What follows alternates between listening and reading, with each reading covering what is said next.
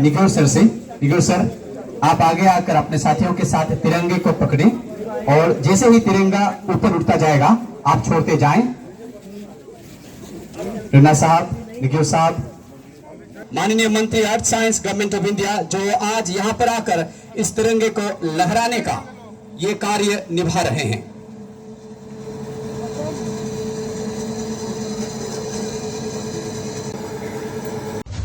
तिरंगा तिरंगा तिरंगा ही भारत की शान है, तिरंगा ही मान है, तिरंगा ही हम सबकी पहचान है। आजादी के अमृत महोत्सव के अवसर पर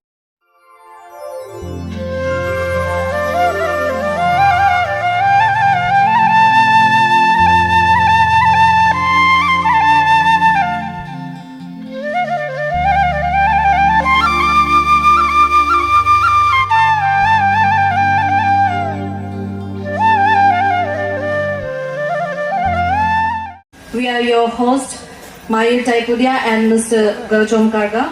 Ladies and gentlemen, we would like to take a minute to welcome and greet our chief guest for today, the pride of our state and the dynamic leader of our country, Sri Kiran Rijiju sir, Honorable Union Minister, Earth Science Government of India, our very own representatives of 28 Likavali SC Assembly Constituency, Honorable MLA Sri Kardunigyo sir, and 36 Narikoyu SC Assembly Constituency, Honorable MLA Sri Kentorina sir, but not the least the people of Lower Siang. Thank you so much for taking the time out from your busy schedule and making this program historic by your glorious presence.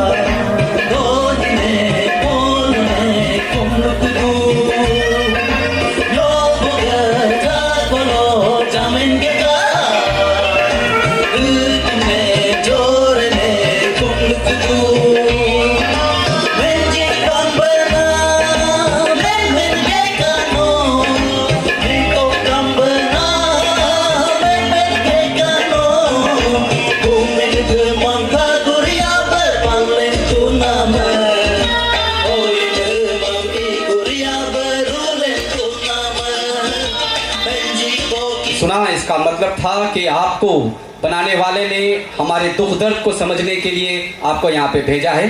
गुमीर और याबी, आप दोनों का बहुत बहुत शुक्रिया। श्रीमान रिजिजू साहब, आज के इस समारोह में पूरे लोअर सियांग की आबादी दरअसल एकजुट हुई है और इन अनेक लोगों को एक करने में, इन्हें एक दौर से बांधने में लोअर सियांग के डिप्टी कमिश्नर का बहुत बड़ा योगदान है।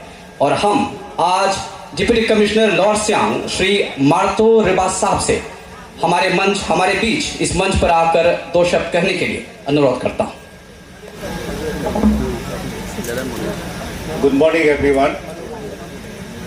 At the very outset, I on behalf of the district administration, people of Lower Siang district and family members of freedom fighters heartily welcome Kiran Rijiju ji, Honorable Union Minister for Arts Sciences, Government of India, who in spite of his busy schedule spared his time to grace the occasion for inauguration of 100 feet high mast national flag podium at Deepa Village, Lower.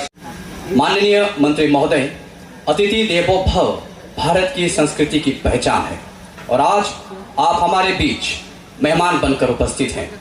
लेकिन फिर भी दीपा के लोगों की एक दुविधा है कि आज आपको मेहमान माने या फिर मेजबान, लेकिन फिर भी उस दुविधा से उभर कर उन लोगों ने अपनी संस्कृति को, अपनी परंपरा को निभाते हुए एक छोटा सा तोहफा आपके लिए तैयार किया है। हम माननीय केंद्रीय मंत्री पृथ्वी विज्ञान श्री किरण रिजिजू जी से इस छोटे से भेंट को कबूल करने का आग्रह करते हैं और इस कार्य को संपन्न करने के लिए मैं श्रीमती गैन्या निग्योर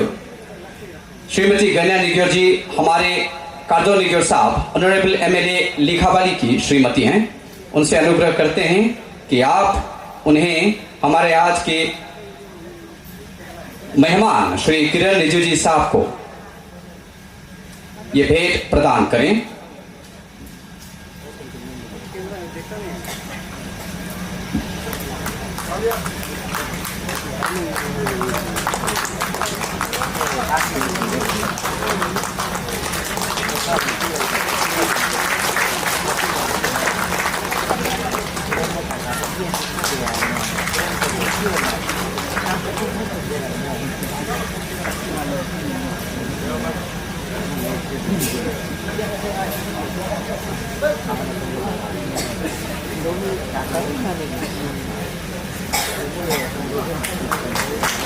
बहुत बहुत शुक्रिया मैडम, बहुत बहुत शुक्रिया।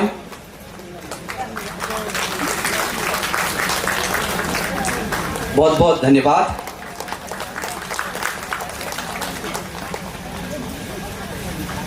Menurut 2019 ke aliaru di dalam kagrada bojinam nunuk Kiran Rijizu ji be Bharato ke law minister ambato iji next portfolio be ke art and sciences de ngoka dugde na abogade hiloga students an gade takkamar Kiran Rijizu ne alba mela hilo welcome na gade hilo Kiran Rijizu be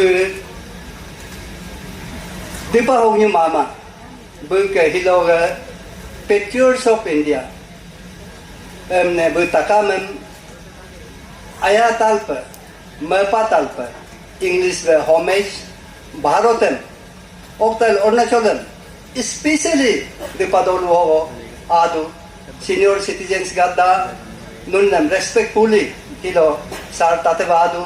आप ये जान लें मान्यवर, गिला भी अपनों से ही की जाती है, शिकवा भी अपनों से ही की जाती है और मांगा भी अपनों को ही जाता है। तो इस कतार में मैं अपना पक्ष रखने के लिए मंच पर दिपा के हेड गांवपुरा मार्सिन बासार जी को मंच पर आमंत्रित करता हूँ। श्री मार्सिन बासार जी। आज का ये आजादी का उत्सव का दिन में हमारा union minister art and science की मंत्री श्री किरण रिजिजू साहब और थोड़ा सा हमारा हिंदी इतना ठीक नहीं होगा तो भी मंत्री जी का लिए थोड़ा हिंदी बोलना पड़ता है। सर ये है कि 11 साल आप आया था हमारा सेकेंडरी स्कूल में यही आज़ादी का उत्सव में, उसी टाइम में हम लोग बोला था कि आपको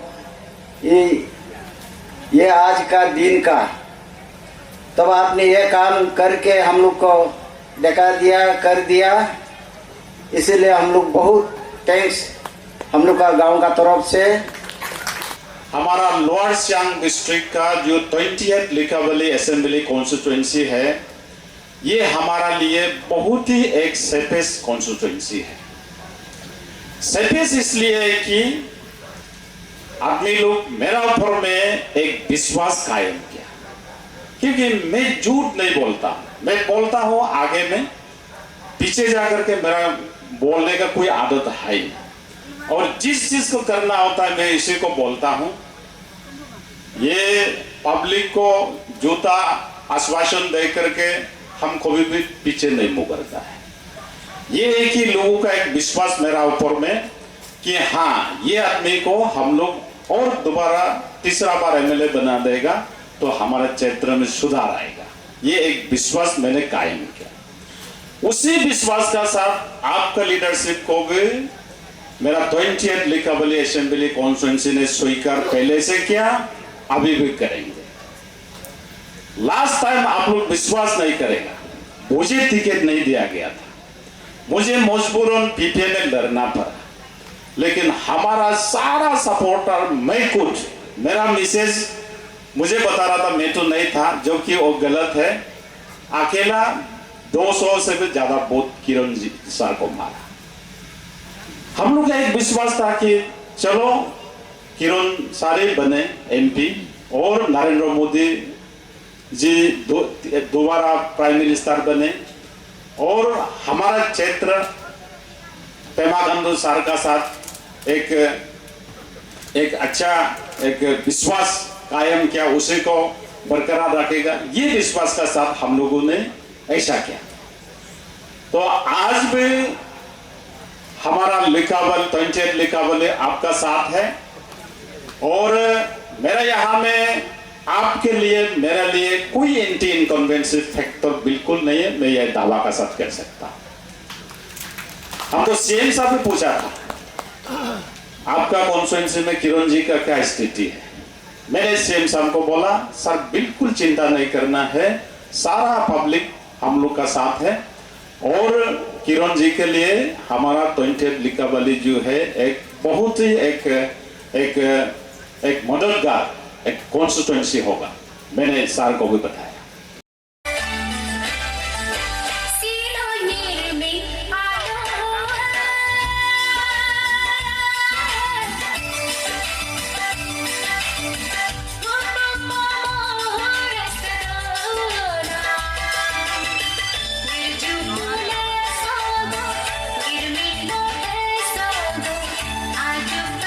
Digo Tagrov jit ka puye dei. Oke dodo ko sar men ropiam.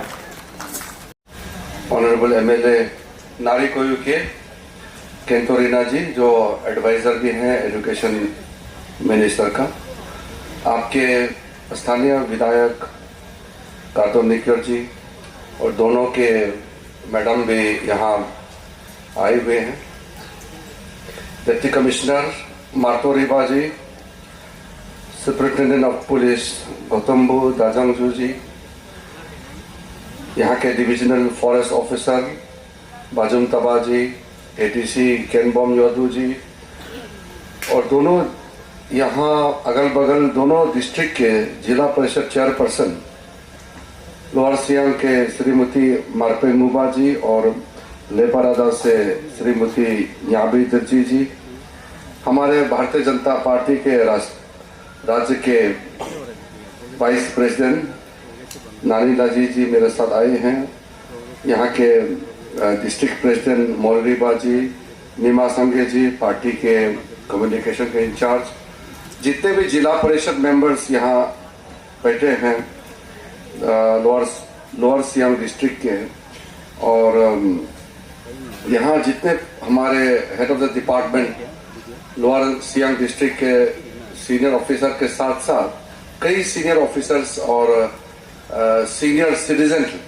यहाँ आए हुए हैं, और हमारे जो पोलो पार्टी हैं, गांव बुरा हैं, स्टूडेंट लोग भी आए हुए हैं।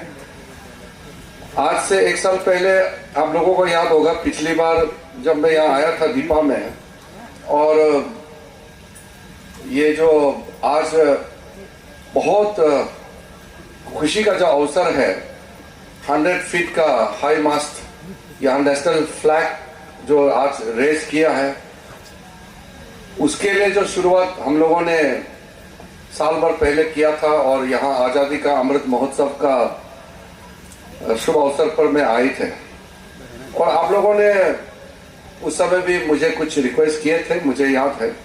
आज मैं एक दो विषय को बताने से पहले थोड़ा सा बैकग्राउंड मैं आपके सामने में रखना चाहूँगा।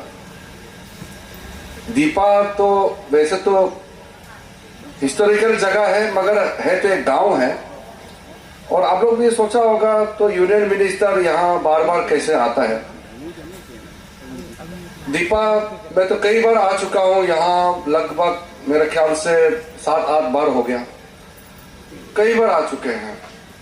जब एमपी थे, एमपी जब नहीं थे, फिर मंत्री समय में भी लास्ट ईयर में आया, उससे पहले भी यहाँ कम्युनिटी प्रोग्राम में आया, फिर इलेक्शन में भी आया, कई बार मैं यहाँ आया। और आप लोग जब गौर करेंगे तो आपको पता चलेगा कि कोई मेंबर ऑफ पार्लियामेंट किसी एक गांव में कितना बार आता होगा या कभी आया भी है, आप लोग का स्मरण होना मुश्किल है।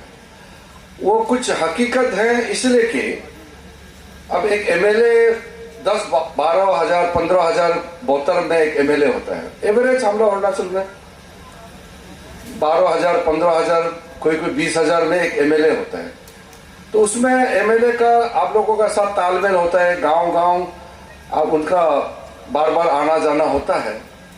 और हमारा जो लोकसभा सीट है उसमें लगभग अभी 9 लाख है। 9 लाख इंडिया का हिसाब से तो कम है, लेकिन अपने आप में 9 लाख भी बहुत होता है। और 9 लाख लोगों को मिलना, लगभग 8,000 गांव है। अगर मैं एक गांव में एक बार जाएगा तो भी 25-30 साल लगेगा एक आदमी को, अगर हर एक गांव में जाना है अरुणाचल में। तो एक एमपी के लिए तो वो मुमकिन ही नहीं है। मैं पहले का एमपी कोई भी अगर गांव नहीं जाता हूं तो मैं उसको ब्लेम नहीं करता, वो पॉसिबल ही नहीं है। मैं अभी कहीं भी गांव में जाता हूं तो वही बोलता है कि ये गांव में एमपी फर्स्ट टाइम आया है। किसी भी गांव में जाता हूं तो वो बोलता है कि ये फर्स्ट टाइम है यहाँ गांव में एमपी आया, मतलब मैंने पहले बार आया, यहाँ एमपी कभी भी नहीं आता था। और जब से मंत्री बनने के बाद तो और भी वो तो सुनने को मिलता है कि यहाँ तो एमपी तो आया ही नहीं, आप तो यूनियन मिनिस्टर होके हमारे गांव में आया है। तो इसीलिए कि सबका जिम्मेदारी बटा हुआ है। अगर एमपी जो है यहाँ जिला परिषद का काम करके घूमेगा तो जिस चीज के लिए एमपी बना के दिल्ली में भेजा है तो वो कौन करेगा। अगर मैं यहाँ ऑफिसर का जेई का काम हमको करना है, यहाँ के असिस्टेंट इंजीनियर का काम मुझे करना है, डीसी का काम एसपी का काम अगर मुझे देखना है, एमएलए का काम हमको करके घूमना है, तो फिर जिसके लिए आपने दिल्ली में मुझे भेजा तो वो काम कौन करेगा, फिर देश को कौन चलाएगा। सबका अपना अपना रोल होता है। लेकिन इसके बावजूद भी मैं बहुत कम गांव बचा होगा अरुणाचल में जहां मैं नहीं पहुंचा है। यहां में ये सिर्फ दीपा तो कई बार आया, इससे आगे जो आपका कुंतर पाले लिचे एते वहां जो मालिनी गांव से लेकर के उस तरफ कांकू लास्ट टाइम वहां हमने दुरपाई में मोपिन में भी गया, कांकू में तो मोपिन में 3 बार गया, लिकावाली में तो हिसाब नहीं है, गेंसी में तो हिसाब नहीं है। तो एक एमएलए कॉन्स्टिट्यूंसी का गांव में हम कम से कम 150 से भी ज्यादा बार हमने आपका कॉन्स्टिट्यूंसी में आया है। तो आप थोड़ा सा उसको अंदाजा लगा सकता है कि कितना उसके लिए मेहनत करना पड़ता है, तब जाकर के आदमी एक एमपी होने के बावजूद भी इतना बार आपका कॉन्स्टिट्यूंसी में आने का मौका मिलता है। इसलिए मैं दूसरा एमपी को मैं ब्लेम भी नहीं करता हूं, और हमसे पहले जो भी एमपी हुआ है मैं ब्लेम नहीं करता हूं। पॉसिबल ही नहीं है। मैं तो कभी कभी बैठ के खुद सोचता हूं कि इतना विजिट मैं टाइम निकालने के लिए जो मेरे पास कैपेसिटी है वो जो ईश्वर का कृपा होगा। अगर भगवान कृपा नहीं होता है तो एक आदमी इतना जा ही नहीं सकता। मैं जब एमपी नया नया बना, आप लोगों को तो अच्छे से मालूम है, ये दीपा जो है ये तो मेन रोड के बगल में है। आप सोच के देखिए, कई ऐसे गांव हैं, 95% गांव में रास्ता नहीं था जब मैं एमपी बना, और कम से कम 50% गांव ऐसा था जहां 1 दिन 2 दिन पैदल चल के आना पड़ता था। 10% गांव तो ऐसा है जहां 7 दिन 8 दिन ऐसा पैदल चलने से तब डिस्ट्रिक्ट हेडक्वार्टर पहुंचता था। मैं खुद पैदल चलता था, कई गांव में पैदल चल के हमने कैंपेन किया है। तो मैंने उस समय सोचा कि इस हालात में अरुणाचल का जो परिस्थिति है इसको सुधारने के लिए जैसे काम चल रहा है ऐसे काम करने से होगा नहीं, क्योंकि 100 साल लगेगा, 200 साल लगेगा, होगा नहीं। ये तो मैं आपको शॉर्टकट बता रहा हूं, ऐसे आप उसको थोड़ा बाद में गहराई से सोच लीजिए जो मैं कह रहा हूं। 1947 में जब मोजीरीबा यहां में आके फ्लैग होस्टिंग किया दीपा में, वो भी ये एकदम बॉर्डर एरिया में है, प्लेन एरिया है, उसको हम श्रद्धांजलि दे रहे हैं आज। 75 इयर्स हो गया, आजादी का अमृत महोत्सव मना लिया हम, अब हम अमृत काल में जा रहे हैं। नरेंद्र मोदी जी ने बोला अगले 25 साल में डेवलप बनना है। हमने स्लोगन लगाया, मोदी जी ताकत लगा रहे हैं, लेकिन आप सोच के देखिए कितना मुश्किल काम है। 75 इयर्स में तो हम अमीर तो हुआ नहीं। 1947 से लेकर के जो 75 इयर्स हो चुके हैं हमारा आजादी, इंडिया गरीब देश कैसे रह गया? कहां से कहां दूसरा देश आगे पहुंच गया। उस समय जो हमारा बराबर जो था इंडिया का, कई देश कहां पहुंच गया। तो इंडिया का ऐसा हालत कौन जिम्मेदारी कैसे हो गया है जो हम गरीब देश बनाकर रखा है। इसलिए मोदी जी ने कहा कि 75 इयर्स में हम अमीर राष्ट्र नहीं बन पाया, लेकिन अगले 25 साल जब हम आजादी का सेंटिनरी इयर्स मनाएंगे, 100 साल पूरा मनाएगा, तो इंडिया का डेवलप कंट्री बनाना है। और उस डेवलप कंट्री बनाने के लिए जिस स्पीड में हमको काम करना है, वो पहले के मुकाबले कम से कम 10-12 गुना स्पीड में काम करना पड़ेगा। नहीं तो 75 इयर्स में जो हुआ नहीं, 25 साल में कैसे होगा। इसलिए मैंने जब सोचा नया एमपी बना, 75 इयर्स उस समय हम नया एमपी बना, चलो 60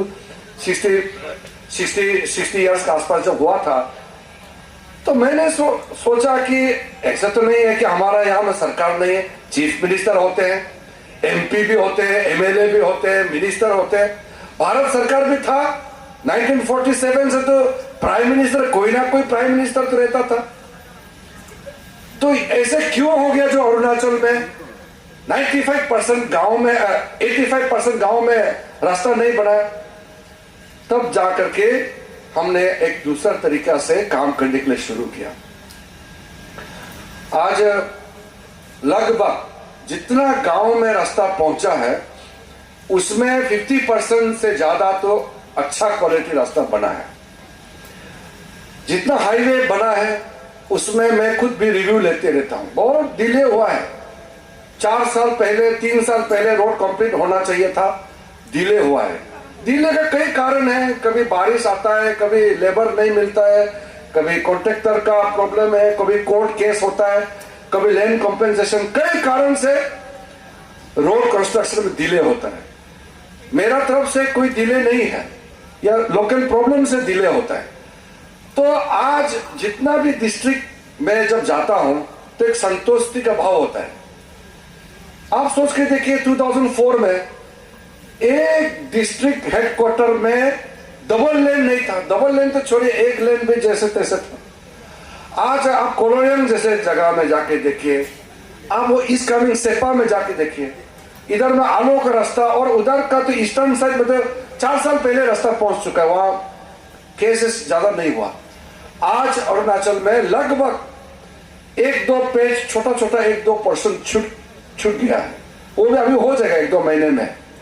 100% डिस्ट्रिक्ट हेडक्वार्टर में डबल लेन, गाड़ी विदाउट रुका रुकी आराम से गाड़ी चला के जा सकता है।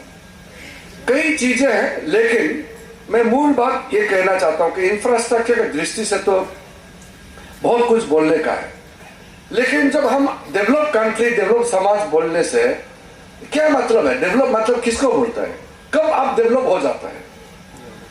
आदमी जब बोलता है ना हमारा समाज, हमारा स्टेट विकसित हो गया है, पूरा डेवलप हो गया है, तो कुछ क्राइटेरिया होता है। आज के दिन में आप यहाँ दीपा बस्ती में जितना भी लोग आया है और आसपास गांव से और रिप्रेजेंटेटिव आया है, आप हिसाब करके देखिए। अभी कदो नेकर साहब ने आपको अच्छा से बताया है कि एमपी का क्या रोल होता है, उन्होंने बताया, तो मैं उसको रिपीट नहीं करूंगा, लेकिन मैं जो बोलने जा रहा हूं उसको आप ध्यान से सुनिए। आज के दिन में मुझे बताइए कि भारत सरकार का स्कीम नहीं मिला, अगर कोई ऐसा है तो मुझे बताइए। कोई भी समाज का, गांव का कोई भी आदमी भारत सरकार का कोई भी स्कीम नहीं मिला है, मुझे बताइए, मैं गारंटी लेता हूं। कोई बूढ़ा बूढ़ी को ओल्ड एज पेंशन नहीं मिला वाला है, मुझे बताइए। मैंने अभी अभी रिव्यू मीटिंग लिया डीसी साहब के साथ में, डिस्ट्रिक्ट वाइज मैंने रिव्यू मीटिंग लिया है, मेरे पास नोट है। स्कूल में मिड डे मील हम लोग पोषण खाना का व्यवस्था करके भेजता है। हमारे स्कूल के बच्चों को खाना नहीं मिलता है तो मुझे बताइए। अगर हमारा प्रेगनेंसी में जो लोग महिलाओं को स्पेशल हम लोग मदद देता है, उसको रिलीफ देता है, कई डिफिकल्टी है बताइए। हमारे यहां में कई अलग अलग क्षेत्र में काम करने वाला, मान लो कोई फार्मर है, किसान है, किसान सम्मान योजना के तहत सॉइल कार्ड से लेकर के आपका बाकी हेल्प के लिए आपका अकाउंट में पैसा डलवाने तक आपको मदद दिया जाता है। औरतों के लिए लाइफ आसान करने के लिए हम लोग ने हर घर में पानी पहुंचाने का, हर घर में बिजली पहुंचाने का और चूल्हा गैस से खाना बनाने का ये भी हम लोग व्यवस्था कर रहे हैं। यहाँ प्लेन एरिया में खेती बाड़ी आप लोग का अच्छा सा होता है। अब सोच के देखिए, जो पहाड़ में बैठने वाला लकड़ी बुकने के लिए 3-3 घंटा टाइम चला जाता है, और पानी बुकने के लिए नाला जाकर के पानी एक बकेट उठा के ऊपर घर में लेके आने के लिए 3 घंटा 2 घंटा बर्बाद होता है। अभी हम लोग ने मोदी जी के नेतृत्व में ये फैसला किया, गांव में तो रास्ता बिजली पानी तो पहुंचना ही पहुंचना है, लेकिन घर घर तक पहुंचाना है। हर एक घर के अंदर में पाइप पानी पहुंचेगा, आपका घर में ही पाइप आएगा, घर में रेडीमेड आपका खाना बनाने के लिए चूल्हा के साथ पानी बिजली सब आपको बना के दे रहा है। गरीब आदमी के लिए घर बनाने का भी पैसा दे रहा है। आपको चलने फिरने के लिए रास्ता डिस्ट्रिक्ट का हाईवे हो गया, गांव का भी पीएमजीएसवाई रोड भी हो गया, कनेक्टिविटी सीआरएफ से अलग अलग से जोड़ देता है। तो आप लोग गौर कीजिए, भारत सरकार का जो कदम से आपका जिंदगी कितना आसान हुआ है। अगर अदामुरा यहां से बासर जाने के लिए अगर 6 घंटा लगता है तो आदमी परेशान हो जाता है, तो अगर आप 2 घंटा आधा 3 घंटा में बासर पहुंचता है तो आपको सुख शांति होता है। आजकल लगभग आदमी को गाड़ी खरीदने का व्यवस्था भी धीरे धीरे हो रहा है। आजकल तो मैंने ईटानगर में भी देखा है, डबल लेन 4 लेन बन गया, फिर भी ट्रैफिक जैम हो रहा है। रास्ता और ठीक करना है, इसका मतलब रास्ता ठीक करना है, साथ साथ ये भी पता चलता है कि गाड़ी भी इतना खरीद लिया कि लोग ट्रैफिक जैम होना पड़ता है। गांव में भी जाके देखिए, अभी तो जहां गाड़ी पहुंच गया, गाड़ी लगभग सबका घर में ऑलमोस्ट आने लगा है। तो ये जो इनकम आपका घर में गाड़ी आ रहा है, रास्ता आ रहा है, बिल्डिंग बना रहा है, वो कहां से आता है? मुझे तो गाड़ी नहीं चाहिए, मुझे तो घर नहीं चाहिए, हमको रहने के लिए घर गवर्नमेंट ने दिया है। जब तक एमपी घर में रहेगा, जिस दिन एमपी नहीं रहेगा मैं भी गांव चले जाऊंगा। लेकिन जब मैं ईटानगर जाता हूं, कहीं देखता हूं बिल्डिंग बना रहा है, घर बना रहा है, गाड़ी है, बच्चा लोग को अच्छा स्कूल में पढ़ा रहा है, गांव में स्कूल बिल्डिंग बन रहा है, कुछ ना कुछ हो रहा है, तो हमको अच्छा लगता है, क्योंकि ये हमारा मेहनत से सबको जिंदगी बदल रहा है। वहां करना तो हमको है। हम एक जमाने में एक ऑपोजिशन एमपी के रूप में भी देखा है, और उससे पहले हम लोग ऑपोजिशन पार्टी में भी काम किया है। पंडित जवाहरलाल नेहरू हो, चाहे इंदिरा गांधी हो, राजीव गांधी हो, कोई भी मिनिस्टर हो, सिर्फ नमूना के लिए एक बार आएगा, फोटो खींचेगा। किसी का दिमाग में अरुणाचल क्या है, गांव में लोग ट्राइबल आदमी कैसे रहता है, कोई मतलब नहीं था। मोदी जी ने 2014 में प्रधानमंत्री बनते ही मैं तो पहले दिन से उसका साथ में काम कर रहा हूं, और सारा मिनिस्टर्स को बोला है कि हम लोग जो ये नया गवर्नमेंट बना है, ये यहाँ मौज मस्ती करने के लिए नहीं आया है। हम लोग यहाँ हुकूमत सिर्फ करने के लिए नहीं आया है, हम लोग यहाँ जन जन को सेवा करने के लिए आया है। कोई मंत्री हॉलीडे नहीं मनाएगा, कोई छुट्टियों में नहीं जाएगा, कोई फालतू का काम नहीं करेगा, 1 रुपया का करप्शन नहीं करेगा। और हम लोग का टेन्योर में हम लोग इंडिया का हर एक गांव का हर एक आदमी का जिंदगी को बदल देंगे। इतना काम हमको करना है। तब जाकर के ये एक का बाद एक प्लानिंग हुआ। पहले राजीव गांधी खुद बोलता था, पैसा हम लोग भेजने से भी गांव में पहुंचता ही नहीं, सब 85% खाता है और 15% पहुंचता है। मोदी जी ने सबका अकाउंट खोलवा दिया। अभी आपको रुपया भेजना भी है तो बटन दबा के आपका अकाउंट में पहुंच जाएगा। आप डीसी साहब को पूछिए, आपका कोई स्कीम कोई ऑफिसर खा सकता है कि आज के दिन में?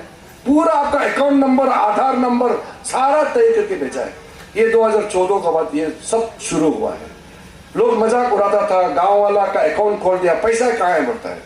आज पता चला धीरे धीरे तो आपको सामान खरीदने के लिए भी सब QR कोड, पूरा ये ऑनलाइन, पूरा का पूरा मशीन से होगा। लाइफ चेंज होने जा रहा है। इसलिए आज दीपा में एक फ्रीडम फाइटर के एक ये जन्मभूमि है, कर्म भूमि है। यहाँ आप लोग जो भी अच्छा काम करेगा उसको मैसेज बाहर जाता है। इसलिए मैं दीपा से ही कहता हूं, पूरा अरुणाचल के वासियों को यहां से मैं संदेश भेज रहा हूं कि हम लोग एक टीम होकर के जो फ्रीडम फाइटर लोगों ने हमको आजादी दिलाया उसका सपना पूरा करना ये हमारी जिम्मेदारी है। और हम लोग अगले टेन्योर में नरेंद्र मोदी जी ने लक्ष्य क्लियरली सेट किया हुआ है। हम लोग जब पावर में आए 2014 में हमारा रैंकिंग नहीं था। आज इंडिया दुनिया का सबसे 5 नंबर में है, इकोनॉमिक ताकत में 5 नंबर में।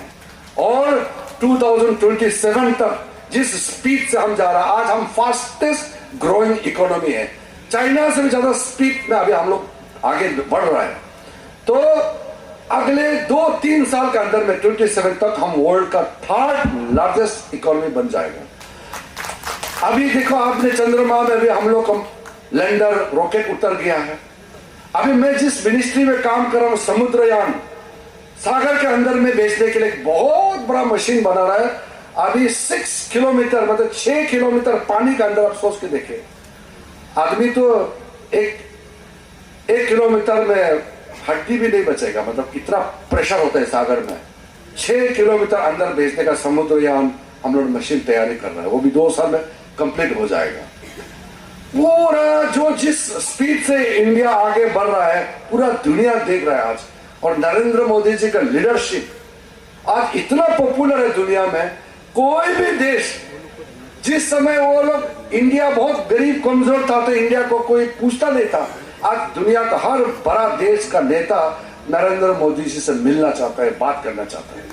और अमेरिका का राष्ट्रपति ने जो मोदी जी के लिए अमेरिका में इज्जत दिया, आज तो उन्होंने ऐसा इज्जत किसी भी देश। अरुणाचल के MP बैठेगा, मैंने खुद सपना में भी नहीं सोचा, लेकिन मेहनत करके आप लोगों का भरोसा है, आप लोगों ने जो आशीर्वाद दिया है उसके चलते मोदी जी का कॉन्फिडेंस कि ट्राइबल आदमी एक छोटा मोटा स्टेट्स आया बोल के पहले लोग हम लोग को पूछता नहीं था, आज वहां का MP देश चला रहा है। तो आप लोग इसको सेलिब्रेट मैं इसलिए करना चाहता हूं कि मेरे लिए नहीं, अगर मैं कैबिनेट में बैठा मेरे लिए अपना क्या है, मेरा एक जो काम है वो हमारा राज्य के लिए है। मेरा नाम क्या है, मेरा अपना नाम क्या होता है, मैं नाम करेगा तो अरुणाचल का ही नाम होगा।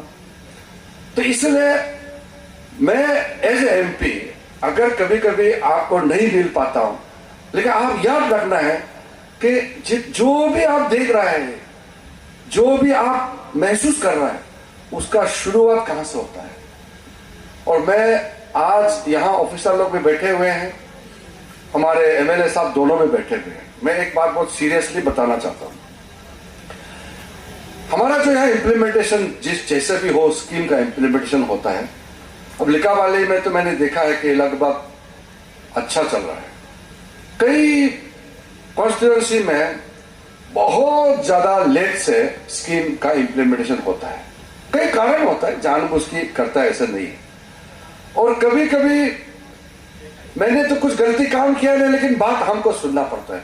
ये जो लिकावाली आलोंग का रास्ता जो है, हम तो रास्ता सैंक्शन किया 2016 में, और बाद में हर एक आदमी आके बोलते हैं किरण रिजिजू का MP बनाया, रास्ता नहीं बनाता है।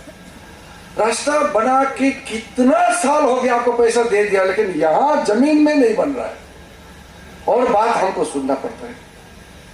कौन लोग हैं जो ये डिले करता है, किसका वजह से? अगर मैं कुछ स्कीम बोलते आधा रास्ता अरुणाचल में, इसलिए पेमा खांडू को हटाने के लिए आया है।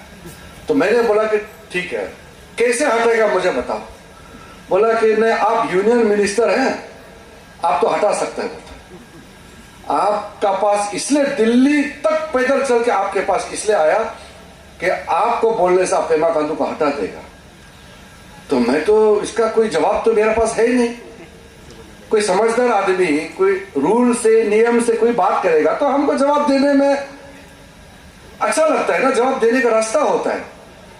ऐसे बात बोलेगा जिसका कोई जवाब नहीं, कोई मीनिंग नहीं, कि मेरा पास आके सीएम को हटाओ बोलता है। मैं बोलता है ऐसा नहीं होता है। चीफ मिनिस्टर को हटेगा तो पब्लिक हटा सकता है, नहीं तो करप्शन किया तो कोर्ट से ऑर्डर करके हटा सकता है। ऐसा ग्रुप मिलकर के रास्ता में चीफ मिनिस्टर का हटाओ बोलने से तो नहीं हटता है। फिर हमको बोला नहीं, आप मोदी जी को मिला दो, मोदी जी को मिलाओ, मोदी जी को कंप्लेन करके हटाएगा। मैं बोला मोदी जी के पास बहुत देश चलाने के लिए काम है, ऐसा चीज नहीं होता है। फिर बोलता है जंतर मंतर में जाके प्रोटेस्ट करेगा, आप भी आओ बोलता है। अरे हमारा चीफ मिनिस्टर का खिलाफ वहां प्रोटेस्ट करने के लिए आप ऑर्गेनाइज कर रहा है और हमको बोलता है कि आप भी ज्वाइन करना है। तो कभी कभी क्या होता है कि नहीं जानता है क्या, ये इतना भोला है क्या, या किसी ने सिखा के भेजा है कि नहीं जानने का एक्टिंग करके ये सब काम करो, दुनिया हंसने दो, आप लोग ऐसे करो। कौन सिखाए ये लोग को, कौन ऐसा रास्ता में भेजे? जो फालतू में इधर उधर गाली दे करके समाज में कुछ कंट्रीब्यूशन नहीं है। मेरे पास 2-3 लड़का आया था, मैंने बोला है गवर्नेंस के बारे में मालूम है आपको?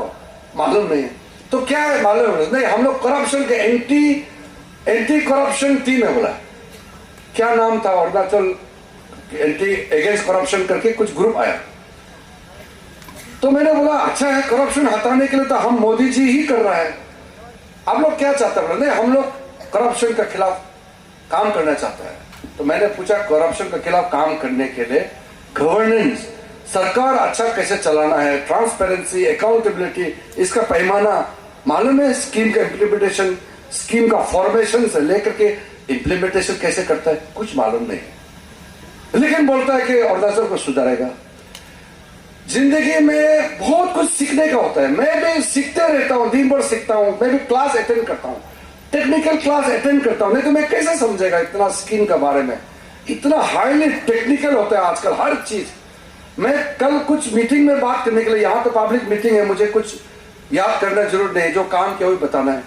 जब मैं सेशन में जाता हूँ, कॉन्फ्रेंस में जाता हूँ, फॉरेन में इंडिया को रिप्रेजेंट करता हूँ, 4-5 दिन तक तैयारी करना पड़ता है, एक एक चीज का इतना अध्ययन करना पड़ता है, तब जाकर के आप दुनिया का सामने में सोच विचार रख सकता है।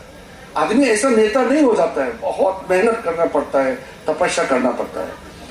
तो हमारा अरुणाचल में कुछ लोग ऐसा है, सीखने का समय है, सीखना चाहिए ऑफिसर लोग से, समाज में सीनियर, गांव बूढ़ा जो पुराना ट्रेडिशनल रूल जानता है, नियम नीति जानता है, अच्छे लोग हैं, प्रोफेसर लोग हैं। सीखने का समय में तो सीखता नहीं है, और सीखने का कोशिश तो छोड़ दीजिए। जो लोग जानता है उसको गाली देता है कि ये लोग बुद्धू है, बोलता उल्टा। जो लोग कुछ भी नहीं जानता है वो जानने वाले लोग को बुद्धू है बोलता है। तो फिर फ्यूचर क्या होगा? मेरे पास स्टूडेंट लोग आते हैं, मैं बोलता हूँ सीखो, सीखने के बाद फिर सिखाओ। हम लोग किसी से सीखा है, हम लोग सिखा के जाएंगे, हम लोग इस दुनिया छोड़ के जाएंगे, फिर हमारा नेक्स्ट वाला फिर सीखेगा। लेकिन आप लोग तो कुछ जिंदगी में सीखा ही नहीं है। अभी आप लोग चीफ मिनिस्टर बुद्धू है बोलता है, क्लास 12 पास नहीं कर पाया बोलता है, चीफ सेक्रेटरी बहुत बेवकूफ है बोलता है। इतना पढ़ाई लिखाई करके चीफ इंजीनियर बना वाला को बोलते हैं ये चीफ इंजीनियर तो एकदम बेकार का है, कुछ नहीं जानता है बोलता है। ऐसा ही गाली दे देता है, बिना मतलब का हेड टेल नहीं है। तो ऐसा नहीं होना है। आज यहाँ हमारा समाज के दीपा लोअर सीएम सिर्फ नहीं, और भी हमारे बाहर से भी लोग आए हैं। आप लोग के माध्यम से बहुत अच्छा यह कार्यक्रम हुआ है। मुझे और बहुत ज्यादा लंबा नहीं कहना है, लेकिन जो अमृत महोत्सव और अमृत काल में जो कार्यक्रम, और अभी आप लोग ने जो मेरी माटी मेरा देश जो कार्यक्रम किया है, परसों मैंने उसका देखा है, ईटानगर में फिल्म देखा है, 10 मिनट का फिल्म बनाया, चीफ मिनिस्टर साहब हम लोग सब थे, बहुत सुंदर बनाया, और यहाँ का भी दिखाया है। और डीसी साहब को मैं धन्यवाद देता हूँ। पूरा ऑफिसर टीम लग गया है, पंचायत के जितने मेंबर है सब लग गया है। और बहुत सुंदर जो वो हम लोग का मिट्टी का कलाश से लेकर के आया है, वो अब जाकर के दिल्ली जाएगा और वहां अमृत वाटिका बनेगा। और उस अमृत वाटिका जो दिल्ली में 75 इयर्स होकर के हम जब 100 इयर्स की ओर जा रहे हैं, तो बहुत बड़ा वहां वन बनेगा, पार्क बनेगा। और आज तक का इतिहास में, इंडिया का हिस्ट्री में सबसे बड़ा यूथ का गैदरिंग अगले 2 महीने के अंदर में दिल्ली में प्लानिंग किया जा रहा है। प्रधानमंत्री जी का एक सोच है, हम लोग कैबिनेट में चर्चा किया है। अब इसको वहां दिल्ली में जो अमृत वहां वन बनेगा, अमृत जैसे सरोवर बनाता है वैसे अमृत वाटिका जो बनेगा, वहां में भारत का हर एक गांव का मिट्टी लगेगा। जैसे स्टेच्यू ऑफ यूनिटी दुनिया का सबसे बड़ा स्टेच्यू में हम लोग अरुणाचल से भी हम लोग लोहा गया है, हम लोग का काम करने वाला घर का यूटेंसिल, कुदाली, क्या क्या सब लोहा कलेक्ट करके भेजा है। वैसे हर एक गांव का जो मिट्टी हमारा सबसे प्यारे होता है, माँ और माटी। हमारे मिट्टी को हम लोग यहाँ से दिल्ली भेज रहा है और उसका जो जर्नी में अरुणाचल का बहुत अच्छा योगदान मैंने देखा है। पूरा अरुणाचल टीम को बधाई देना चाहता हूँ। और यहाँ जो आज झंडा जो फहराया है, ये ऐतिहासिक है। जब आजादी प्राप्त हुआ, अरुणाचल जब नेफा थे, सबसे पहला झंडा यहाँ फहराया। उन महावीरों को हम लोग ने याद किया और इस झंडा को अच्छे से मेंटेन करना है। मेंटेन करते करते इसमें और भी आगे कैसे, अभी एमएलए साहब बता रहा है उसका फेंसिंग वगैरह जो भी बनाना है, हम लोग सोचेंगे। डीसी साहब ने मुझे बताया यहाँ कुछ स्कीम्स और लाना है। मैंने याद किया है मेमोरेंडम जो आप लोगों ने मुझे सबमिट किया है, और स्पेशली जो गांवबुरा ने एक मेमोरेंडम उसका जिक्र किया है। और हमारा बादल साहब ने हम लोग को जो एक 1 पॉइंट मेमोरेंडम जो दिया है, मैं उसको स्कूल के बारे में, स्कूल स्ट्रक्चर के बारे में जो मेमोरेंडम दिया है, मैं उसको बहुत गहराई से मैं उसको स्वागत करता हूं। बहुत अच्छा मेमोरेंडम आप लोगों ने दिया है, जरूर उसका हम लोग फुलफिलमेंट करेंगे। कुछ स्कीम्स हैं, लेकिन मैं सोचता हूं कि जरूरत पड़ने से मैं पूरा बता सकता हूं, लेकिन मैं सोचता हूं कि इतना बताने की आवश्यकता नहीं है। लेकिन इसके लिए भी पिछली बार जो मैंने सैंक्शन किया है, कांकू में एम्बुलेंस दे चुका है, लिकाबाली में एम्बुलेंस दे चुका है, आपका गेंसी में भी एम्बुलेंस दे चुका है। इनफैक्ट रिपीटेड 2 बार दे चुका है। आपका यहाँ कई गांव में, वो निकोर साहब ने बताया, हमारा डिस्ट्रिक्ट प्रेसिडेंट मौली रिबा साहब ने भी बताया है, कोई ऐसे गांव नहीं है जहां मैंने कुछ नहीं दिया है। ये मैं इसलिए बता रहा हूं, जो स्कीम जो मैंने शुरू में आपको बताया, गाड़ी घोड़ा जो भी देता है, वो मैंने सरकारी फंड से दिया, जो हमारा सरकार ने हम लोग का मेहनत से जो दिया उसको बताया। अभी जो मैं बता रहा हूं, ये सरकारी रेडीमेड फंड है, ये मेरा ताकत से। एज ए एमपी मैं सोचता हूं कि कुछ अलग चीज करना चाहिए। जैसे कि कोविड के समय में आप लोगों को मास्क भेजा है, ऑक्सीमीटर भेजा है, ये सरकार पैसा नहीं है, ये मैंने अपने मेहनत से दिन रात पैसा कलेक्शन करके करके करके लौट करके आप लोग के लिए भेजता हूं। मैं उसी को बता रहा हूं। कई चीजें हैं जो पूरा अरुणाचल में सिर्फ नहीं, पूरा नॉर्थ ईस्ट 8 स्टेट, मैंने हिसाब किया है, हमारा 8 स्टेट का 39 एमपीज का टोटल जो कलेक्शन करके जो देता है, वो मैं अकेला जितना करता हूं उसका 5% में नहीं होता। आप सोच के देखिए। परसों में Tomo Riba institute of medical science Naharlagun में फिर डेड बॉडी रखने के लिए मॉर्चुरी वैन फिर दिया है। ये सब बहुत मेहनत करके ये सब लाना पड़ता है। ये एमपी बन के ये मिलेगा ऐसा नहीं है, ये करना पड़ता है, अपने आप नहीं आता है। कई चीजें हैं, मैं अपने बारे में और ज्यादा नहीं कहूंगा। कई चीजें ऐसा होता है जो कहने के लिए नहीं होता है, समझने के लिए होता है। आपका इज्जत के लिए, अपना ईमान के लिए, आपका पहचान के लिए, आपका जो अपना आइडेंटिटी है अरुणाचल का। हम लोग को एक जमाने में कोई नहीं पूछता था, आज अरुणाचल का आपका एक एमपी को पूरा देश और दुनिया जब सुनता है, तो आप सोच लीजिए अरुणाचल का आवाज को सुनता है। मेरे लिए कोई अपना अचीवमेंट नहीं है। तो ऐसे में आज जब यहाँ अच्छा काम कर रहा है, कांता निकर साहब ने ब्रीफली जो भी बताया, बहुत सुंदर से जो बताया, टीम वर्क है। मैं मेहनत करता हूँ एमएलए मेहनत करते हैं या ऑफिसर मेहनत करता है, पब्लिक का कोऑपरेशन है, पंचायत राज अपना अपना गांव में अपना अपना एरिया में मेहनत करता है, तब जाकर के स्कीम सक्सेसफुल होता है। तो ये सब याद रखना पड़ता है। हम लोग इतना अमीर नहीं हुआ कि अभी एक दूसरे को गला गाली करके बैठेगा। अभी तो टीम होकर के काम करने का समय है। अभी तो शुरू हुआ है डेवलपमेंट। असली डेवलपमेंट तो अभी एक 10 साल पहले शुरू हुआ है। सोच लीजिए, मैं खुद महसूस करता हूँ ना क्या हालत था अरुणाचल, आज कहां से हम कहां पहुंच गया। अभी सैटेलाइट से फोटो खींचने से पूरा डिस्ट्रिक्ट का बड़ा बड़ा रोड पूरा दिखाई देता है। इसको बोलते हैं तस्वीर बदल गया है। पहले तो सिर्फ जंगल जंगल दिखता था, अभी जंगल का बीच में रास्ता, बड़ा बड़ा रास्ता दिखाई देता है। अरुणाचल का पिक्चर चेंज हो रहा है और ये सबको आगे बढ़ाना बहुत जरूरी है। तो इसलिए मैं फिर से आप लोगों को धन्यवाद देते हुए